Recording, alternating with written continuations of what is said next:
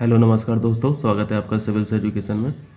ये civils education की तरफ से यूपीपीसीएस प्रीलिम 2023 के लिए लास्ट वीडियो रहेगा।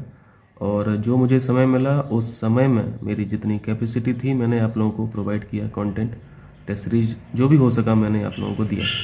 यहाँ पे वीडियो बनाने का पर्पज़ है कि ये जो 3 दिन बच रहे हैं एग्ज़ाम के, इसमें एक सीरियस एस्पिरेंट को क्या ध्यान में रखना चाहिए, या फिर जो बिगिनर्स हैं, जो अभी नए कैंडिडेट हैं, उनको क्या ध्यान में रखना चाहिए। क्योंकि ये समय ऐसा होता है कि मन में उथल पुथल मची हुई है, मन बहुत वजन है ना, दिमाग में बहुत वजन है कि क्या कर लेना चाहिए, टेस्ट सीरीज करना चाहिए अब कि नहीं करना चाहिए, नया कंटेंट पढ़ना चाहिए कि नहीं पढ़ना चाहिए, अटेम्प्ट कितने करें हम क्वेश्चंस, सी सेट में क्या करना चाहिए, अटेम्प्ट करने का तरीका क्या होना चाहिए। ये सारे प्रश्न हम लोग को हमारे मन में आते हैं। तो यहाँ पे हर एक प्रश्न को हम लोग एक एक करके डिस्कस कर लेते हैं और ये आपको अभी हेल्प करेगा, एग्ज़ाम टाइम में आपको हेल्प करेगा। 3 घंटे जो आप देंगे एग्ज़ाम हॉल में, ये सारी बातें आप लोगों को ध्यान में रख के आपको पेपर देना होता है, ठीक है। जैसे अगर नंबर ऑफ क्वेश्चंस की बात करें कि हमें कितने क्वेश्चंस अटेम्प्ट करना चाहिए, तो यार क्वेश्चन अटेम्प्ट करने का तरीका सबका अलग अलग है। ये आप समझते हैं, हम भी समझते हैं, ठीक है। क्योंकि सबकी कैपेसिटी यहाँ पे अलग अलग होती है, सबकी एक्यूरेसी लेवल अलग अलग है। पेपर का लेवल कैसा है, पेपर का लेवल कठिन है तो उस तरीके से लोग अटेम्प्ट करते हैं। पेपर का लेवल जो इजी है तो फिर उस तरीके से यहाँ पे अटेम्प्ट किया जाता है। किसी का मेथड ऑफ रिजेक्शन जो है, एलिमिनेशन जो है, वो अच्छा होता है। तो सब अपनी अपनी तरीके से यहाँ पे अटेम्प्ट करते हैं। पर मेरी सलाह ये रहेगी आप लोगों के लिए कि अगर पेपर का लेवल टफ है तो आपको अपनी कलम को थोड़ा सा थाम लेना चाहिए, है ना। अगर पेपर इजी है तो कोई दिक्कत नहीं, आप 130 प्लस जा सकते हैं, 135 तक जा सकते हैं।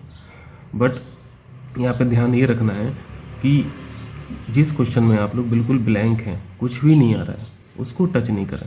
मैं तो यही सलाह दूंगा, क्योंकि बहुत सारे क्वेश्चंस ऐसे होते हैं जिसमें हमें कुछ भी नहीं आ रहा होता है, हम एक ऑप्शन भी उसमें रिजेक्ट नहीं कर पाते हैं। तो ऐसे क्वेश्चन से बचिए।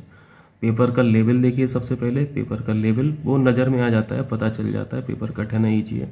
अगर ईजी है तो आप 130 प्लस जाइए, कोई दिक्कत नहीं है।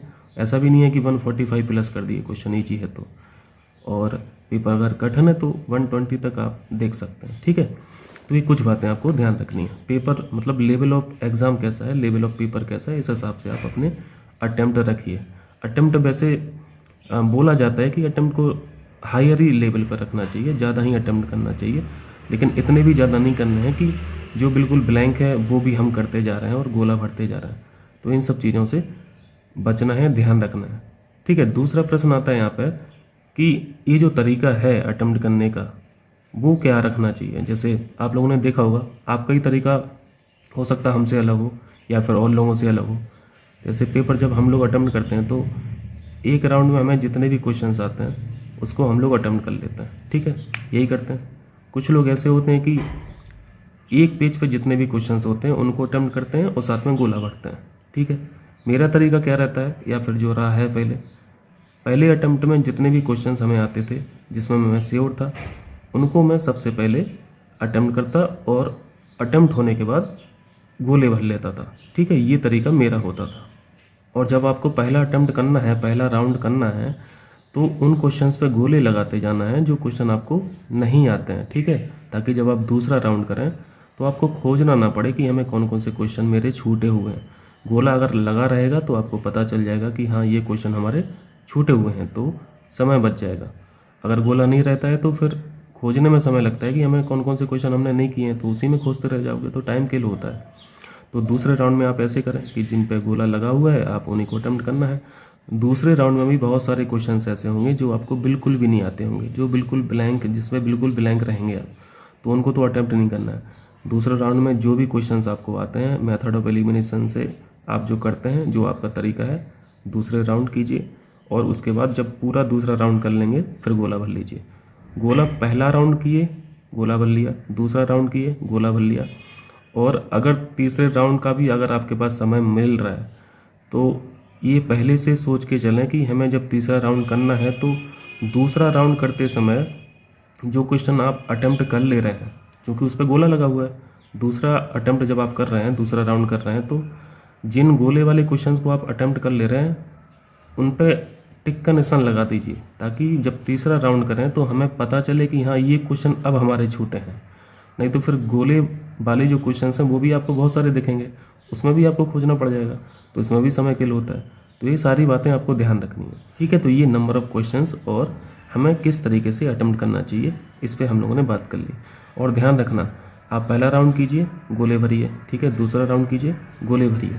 ऐसा मत कीजिए कि एक क्वेश्चन कर रहे हैं आप और फिर गोला भर रहे हैं, दूसरा क्वेश्चन कर रहे हैं फिर गोले भर रहे हैं, या फिर 10 क्वेश्चन कर रहे हैं फिर 10 क्वेश्चन के गोला भर रहे हैं। ऐसे में मुझे लगता है कि समय थोड़ा ज़्यादा जाता है, ठीक है। तो ये बातें अगर ध्यान रहेंगी तो आप 5 से 6 मिनट 7 मिनट आप बचा सकते हैं इससे भी, ठीक है। वो हेल्प करेगा आपको बाद में। अगर आप लास्ट में समय अपना बचा लेते हैं तो आपका जो मेथड ऑफ एलिमिनेशन है उसमें एक्यूरेसी आ जाती है। इस बात को मानते कि नहीं मानते?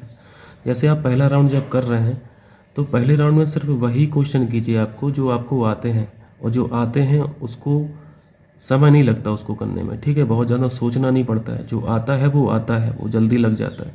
सोचना उसमें पड़ता है जो जिसमें हमें कोई स्टेटमेंट नहीं आ रहा है, या फिर हमें कन्फ्यूजन हो रही है, या फिर 50-50 का डाउट हो रहा है। तो ऐसे क्वेश्चन को तो हमें सेकंड राउंड में करना है ना। तो पहले राउंड में ऐसा ना करें कि जो क्वेश्चन नहीं भी आ रहा है उसमें भी आप समय दिए पड़े हैं, तो फिर सेकंड राउंड का क्या मतलब है? क्योंकि सेकंड राउंड में तो समय कम रहेगा ना आपके पास। तो जब आप पहले राउंड में इतना सोच चुके हैं उस क्वेश्चन पे जो आपको नहीं आ रहा था, और फिर से आप दूसरे राउंड में उतना सोच भी नहीं पाएंगे, तो वहाँ पे आपका जो एक्यूरेसी है वो घट जाएगी। तो पहले राउंड में वही क्वेश्चन करें जो आप बिल्कुल श्योर हैं, और उसमें समय नहीं लगेगा ज़्यादा, ठीक है, ताकि हम सेकंड राउंड के लिए अपना ठीक ठाक समय बचा सकें। तो उसमें हमारा जो एक्यूरेसी है वो बढ़ के आ जाएगी, ठीक है। तो ये बातें यहाँ पे हो गई थी कि हमें कितने क्वेश्चंस करने चाहिए और अटेम्प्ट करने का तरीका क्या होना चाहिए। अब यहाँ पे हम लोग बात कर लेते हैं कंटेंट की। इस समय पे हमें क्या पढ़ना चाहिए? देखिए, सीधी सी बात है यार कि जो आपने अभी तक पढ़ के रखा है वही अपने आप में झउआ भर है, वही इतना अथाह है। तो अगर उसी को रिवाइज कर ले जाते हैं तो ये भी बहुत बड़ी अचीवमेंट है। तो मेरा निवेदन ये है आप लोगों से कि अभी नए कंटेंट पे बिल्कुल भी मत जाइए। मन में बहुत सारी जिज्ञासाएं हैं, है ना, कि ये पढ़ लो, वो पढ़ लो, ये भी पढ़ लो। तो इन सब चीज़ों से भी बचना है। टेस्ट सीरीज अब लगाना बंद कीजिए, ठीक है, क्योंकि टेस्ट में अगर स्कोर कम आ जाएगा तो वैसे डिमोरलाइज हो जाओगे। तो इन सब से बचना है। अभी जो आपने पढ़ के रखा है पहले उसी को रिवाइज कीजिए, करंट अफेयर्स को रिवाइज कीजिए। करंट अफेयर्स तो आप लोगों ने 2 बार कर ही लिया होगा, जहाँ तक मैं उम्मीद कर रहा हूँ कि 2 बार आपने उसको रिवाइज किया होगा। अगर नहीं किया है तो आप अभी समय है 3 दिन का, ठीक है, तो उसको दोबारा से रिवाइज कीजिए, दोबारा रिवाइज कीजिए। बट नए कंटेंट पे मत जाइए, जो आपने पढ़ के रखा है उसी को आप बार बार रिवाइज कीजिए। और कुछ टॉपिक ऐसे होते हैं जो स्किप कर जाते हैं, तो उनको भी थोड़ा सा आप देख सकते हैं। जैसे हो सकता है आपने सेंसस नहीं देखा हो, तो सेंसस आप जल्दी से देख लीजिए। 100-200 क्वेश्चन लगा लीजिए, 100-150 क्वेश्चन लगा लीजिए। यूट्यूब पे अगर किसी ने पढ़ाया हो और ठीक ठाक पढ़ाया हो तो उसको आप देख सकते हैं। जैसे फॉरेस्ट रिपोर्ट आप देख सकते हैं, माइंड से स्किप कर गया हो तो आप फॉरेस्ट रिपोर्ट जल्दी से देख लीजिए। कुछ क्वेश्चन डेटा मिनरल जो आर्थिकी वाले डेटा होते हैं, 2-3 क्वेश्चन आ जाते हैं, तो वो मिनरल डेटा भी देख लीजिए, ठीक है। तो ये बातें स्किप कर जाती हैं, ये टॉपिक स्किप कर जाते हैं। तो आप अगर भूल गए हों आप तो अभी समय है उसको देख लीजिए। बाकी कुछ नया मत पढ़िए, ठीक है। जितना आपने पढ़ा है उसी में विश्वास कीजिए और उसी में हो जाएगा। यही आपको मान के चलना है। मन को शांत रखना है, चित्त को शांत रखना है और दिमाग को अलर्ट रखना है। ये 2 बातों को ध्यान में रख के आपको पेपर को अटेम्प्ट करना है। और वजन किस बात का लेना है यार? सामने कोई बंदूक थोड़ी ना लिया है, आपके सामने बैठा है बंदूक लेके। हमें मेंस देना है, बस हमें ये सोच के पेपर देना है और घबराहट के साथ नहीं देना है। घबराए तो 4 क्वेश्चन 5 क्वेश्चन नेगेटिव होगा, ये भी सही है। मन को शांत रखेंगे 5 क्वेश्चन प्लस होगा, ये भी सही है। और मन में अगर घबराहट रहेगी तो 5 क्वेश्चन नेगेटिव होगा, ये भी सही है। अब यहाँ पे बात कर लेते हैं थोड़ा सी सेट की। सी सेट में बड़ी चिंता रहती है यहाँ पे यार, ये सामने वाले सब्जी वब्जी बेचते रहते हैं तो वो भी रिकॉर्ड हो जाता है। अब वो कुछ कर नहीं सकते उसमें, मेरे पास वो सब एप्लीकेशंस नहीं है कि वो बैकग्राउंड नॉइज जो होती है उसको रिमूव कर पाए। बट कोई नहीं, यहाँ पे हम लोग सी सेट का देख लेते हैं। सी सेट में यार देखो यार, आप लोग जो कम्युनिकेशन स्किल्स वाले जो क्वेश्चंस होते हैं उसमें मैंने देखा है कि अगर 25-30 क्वेश्चन आते हैं तो उसमें 8-10 क्वेश्चंस ऐसे रहते हैं कि आप बिना पढ़े भी उसको कॉमन सेंस के आधार पर अटेम्प्ट कर सकते हैं।